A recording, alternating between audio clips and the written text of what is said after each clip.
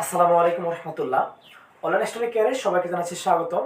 এখন আমরা আলোচনা করব নবম-দশম শ্রেণীর আমরা পদার্থবিজ্ঞানের গতি অধ্যায়টির আমরা বোর্ড প্রশ্ন সমাধান করতেছিলাম। আজকে আমরা বোর্ড প্রশ্নের আমরা দিনাজপুর বোর্ড 2021 সমাধান লক্ষ্য করব। এখানে একটা উদ্দীপক দেওয়া আছে যে ক বস্তুটি স্থির অবস্থা হতে 5 ms/2 সুষম ত্বরণে চলছে এবং একই দিকে খ বস্তুটি 30 মিটার পেছন হতে। তার একটু আমরা যদি চিত্রটা লক্ষ্য করি, ধরে নিচ্ছি এখানে হচ্ছে ক বস্তুটি, এখানে ক বস্তুটি এদিকে কিন্তু যাচ্ছে, ঠিক আছে। আবার কি বলছে, এত ত্বরণ চলছে একই দিকে খ বস্তুটি 30 মিটার পেছনে, খ বস্তুটি 30 মিটার পেছনে। তাহলে আমরা ক নাম্বার মানে ক দিয়ে এটা আর খ দিয়ে এটা, যেহেতু আমাদের খ বস্তুটা আছে পেছনে, এটা আমরা দিলাম, ঠিক আছে। এরা কিন্তু পরস্পর একই দিকে কিন্তু চলতেছে দিক। এখন কি বলছে যে খ বস্তুটি 30 মিটার পেছনে, তাহলে হচ্ছে এটুকু 30 মিটার দূরত্ব, তাই না? এখান থেকে শুরু করে এই পর্যন্ত, এখান থেকে এই পর্যন্ত, এটা হচ্ছে কি 30 মিটার, একই দিকে চলছে। এবার কি বলছে যে ক বস্তুটি ছিল আমাদের সুষম ত্বরণে, এটা কিন্তু 5 ms/2, এটা কি সুষম ত্বরণে। এবার কি বলছে যে খ বস্তুটি এত মিটার পেছন থেকে সুষম বেগে, তাহলে এটা হচ্ছে সুষম বেগে মানে 108 কিলোমিটার/আওয়ার, এটা ঠিক আছে। এখন কি বলছে যে ক নম্বর প্রশ্নটা বলছে দ্রুতি কাকে বলে।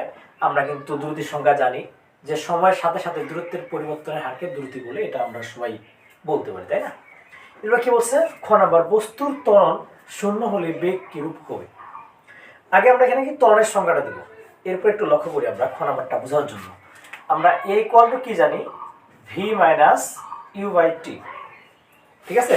আগে সুন্দর করে আমরা সংজ্ঞা দিব, বলবো যে ত্বরণ কাকে বলে, কি সময়ের সাথে কোনো বস্তুর বেগ বৃদ্ধির হারকে ত্বরণ বলে বললাম। আমরা জানি ত্বরণ a = v - u/t। এরপরে কি বলছে, বস্তুর ত্বরণ শূন্য, অর্থাৎ এর মান = 0।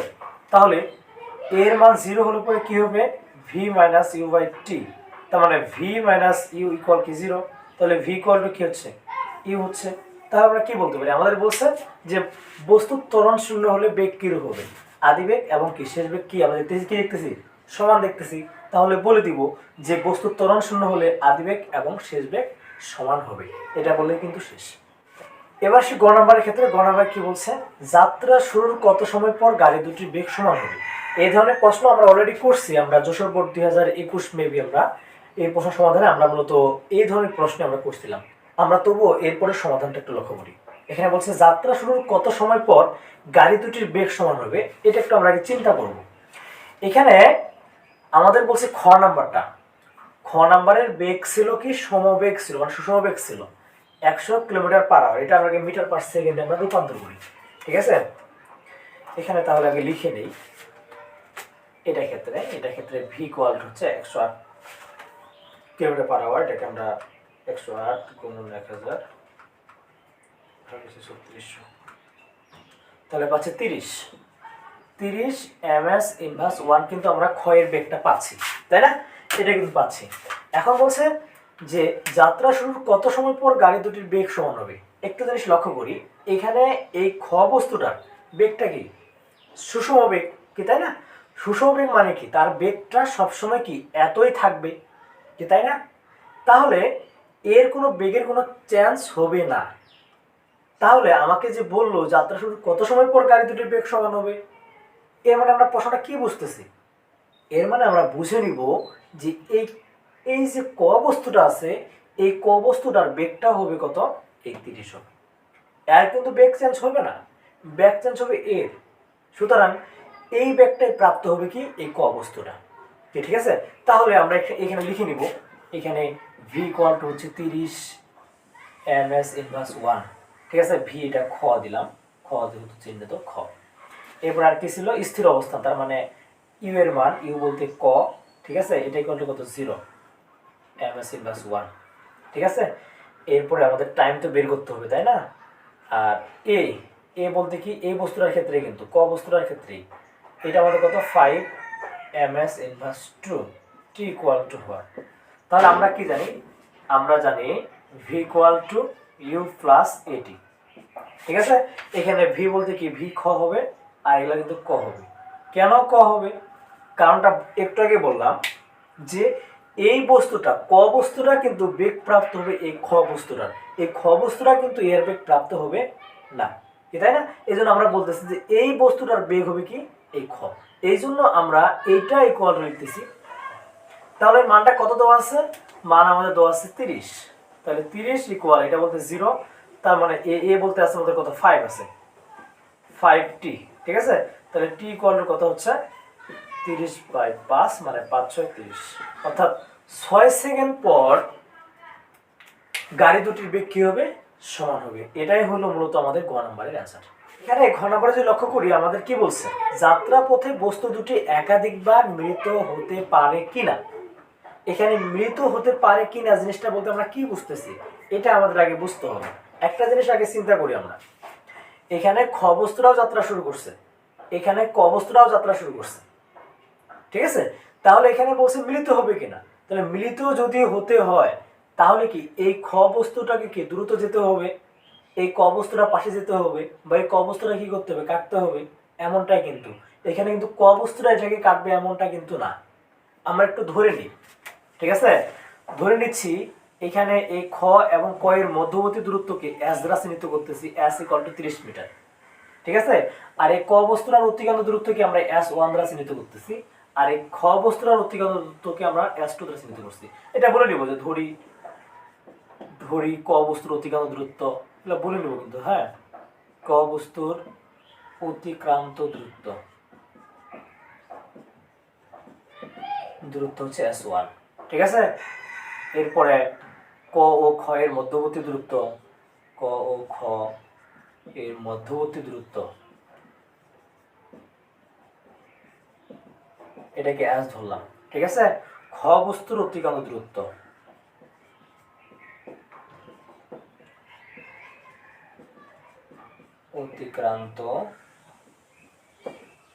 এটাকে আমি s2 ধরলাম, ঠিক আছে? এখন একটা জিনিস চিন্তা করতে হবে, এইখান থেকে এইটুক পর্যন্ত হচ্ছে s, আর এখান থেকে ধরলাম এইখানে তারা মিলিত হয়েছে, মনে করে এখানে মিলিত হয়েছে, ধরে দিলাম যে এইখানে গাড়ি দুটো মিলিত হয়েছে, তাহলে এই ক বস্তুটা অতিক্রান্ত দূরত্ব হচ্ছে s1। তাহলে এই খ যদি এই ক বস্তুটাকে অতিক্রম করতে চায়, মানে এই যে এখানে যদি আসতে চায়, তাহলে তাকে এই 30 মিটার দ্রুত অতিক্রম করতে হবে।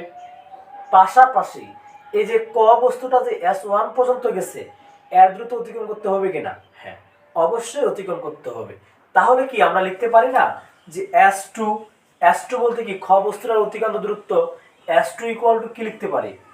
s যোগ s1 পারি, ঠিক আছে? মানে s2 এর অতিক্রান্ত দূরত্ব হবে এইটুক পর্যন্ত, s যোগ হবে কি s1 পর্যন্ত। এটা যদি বুঝে থাকি তাহলে কিন্তু আমাদের অঙ্কটা হয়ে যাবে। এখন একটু লক্ষ্য করি, এখানে s2 এই কিসে যাচ্ছিল? এই কিন্তু সমবেগে যাচ্ছিল, মানে কি vt। সো আমরা এখানে vt সূত্র বসাই দেব, vt = s বলতে আমাদের 30 মিটার দেওয়া আছে, প্লাস s1 বলতে ut + ½ at² জানি, u এর মান 0, সো এটা বাদ, তার মানে ½ at² থাকবে। তাহলে এখান থেকে v এর মান হচ্ছে 30, সো 30t = 30 প্লাস ½ এর মানটা কত ছিল? 5t², ঠিক আছে?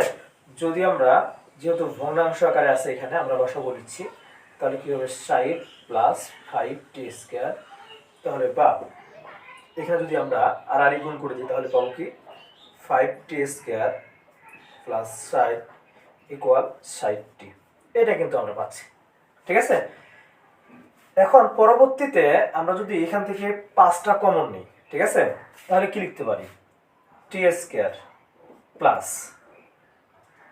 5 × 5, 5 × 2 = 10, 5 × 12 = 60, ঠিক আছে? 12 ইকুয়াল, তার মানে 12t। তাহলে এখান থেকে লিখতে পারতেছি t² - 12t প্লাস 12 ইকুয়াল হচ্ছে কত? 0। এখন কথা হচ্ছে এটাকে আমাদের কি করতে হবে?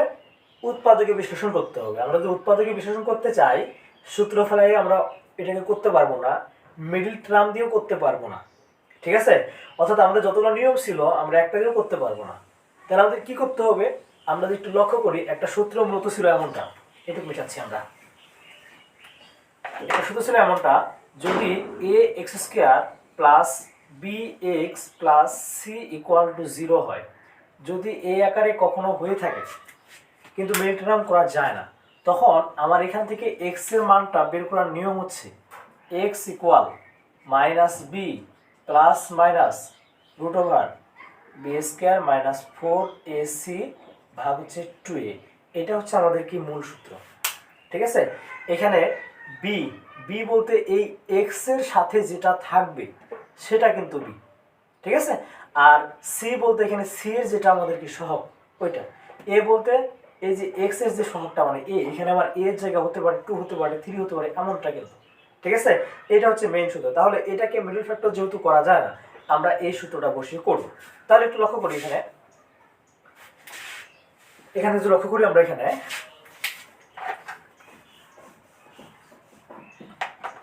এখান থেকে লক্ষ্য করতেছি এখানে টি এর মানটা আমরা বের করব। তাহলে টি ইকুয়াল টু আমাদের সূত্রটা কি মাইনাস বি, বি বলতে এখানে -12 আছে, সো -12 প্লাস মাইনাস, তাই না, root over b square, b বলতে -12, সো এর উপরে কি হবে স্কয়ার হবে, বি স্কয়ার মাইনাস কি 4ac, তাহলে 4a, এ বলতে এখানে আমার টি এর মানে টি স্কয়ারের সহগ কিন্তু 1, তার মানে 1 এখানে, সি বলতে এখানে কত 12 ভাগ কি 2, তার মানে 2 × 1।